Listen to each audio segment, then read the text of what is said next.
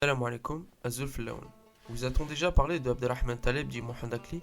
Taleb Abdelrahman est né le 5 mars 1930 dans le vieux quartier de Sidi Ramdan, situé dans la Casbah d'Alger.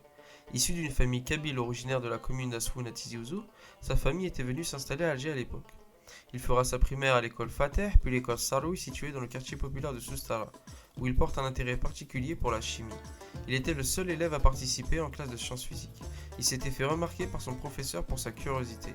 À la maison, il s'appliquait à refaire les manipulations développées dans son livre.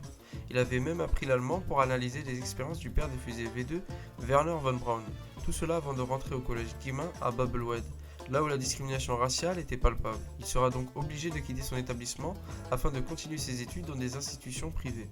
Il se présente en candidat libre à l'université d'Alger. Reçu, il s'inscrit à la faculté des sciences afin de poursuivre des études en chimie où il en sortira diplômé. En dehors des cours, Taleb Abdelrahman fréquentait le café Tlemceni, au quartier de la Marine, d'où le port d'Alger, avec son club nautique et ses petites embarcations, s'offrait à la vue. D'où ces moments d'effervescence du patriotisme, le café Tlemceni était un point de fréquentation politique. On voyait Taleb Abdelrahman à la table des militants du MTLD, invité par son camarade de quartier Hassan Askri, un humble cordonnier dont il partageait les idées politiques. D'un tempérament timide, il ne se mêlait pas de la conversation, il se contentait d'écouter. À l'université, Taleb Abdelrahman fréquente le cercle des étudiants marxistes où il retrouve ses amis Smain Benjebalah, étudiant en mathématiques spéciales, et Noureddin Rabah, étudiant en lettres, sans prendre cependant comme eux de cartes au Parti communiste algérien. Taleb Abdelrahman avait bien sûr des moments de détente. Il aimait pêcher à Ras el Moul, le mall d'Alger, avec son jeune voisin Salah Bazi. Généreux, il trouvait toujours le temps pour aider les jeunes lycéens de son quartier à résoudre leurs problèmes de chimie. Il les recevait au café Tlemceni, où il était le plus souvent accompagné d'Omer Gaïtouchet, son camarade d'enfance qui suivait des études en droit. À l'appel du FLN, il quitte les bancs à la faculté pour se consacrer à la cause nationale et rejoint le maquis en 1956, avec son ami d'enfance Omar Gaïtouchet dans la Wilaya 3, à Assoun plus précisément, en prenant pour pseudonyme de guerre Mohamed Akli.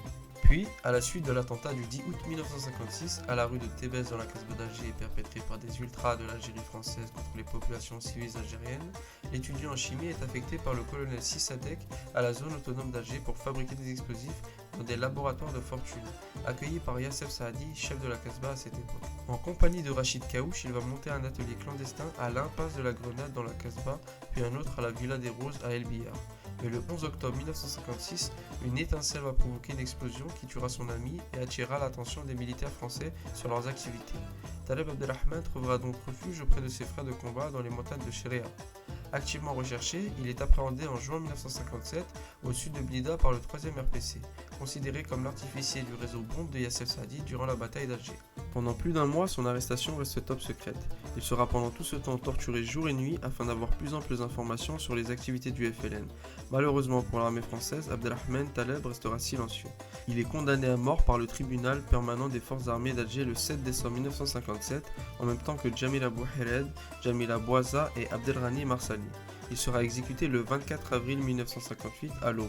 Le jour de son exécution, il dit à l'imam désigné par l'administration coloniale pour lire la Fatiha, prend une arme et rejoint le maquis, avant qu'Abdelrahman Taleb se fasse guillotiner par l'État français.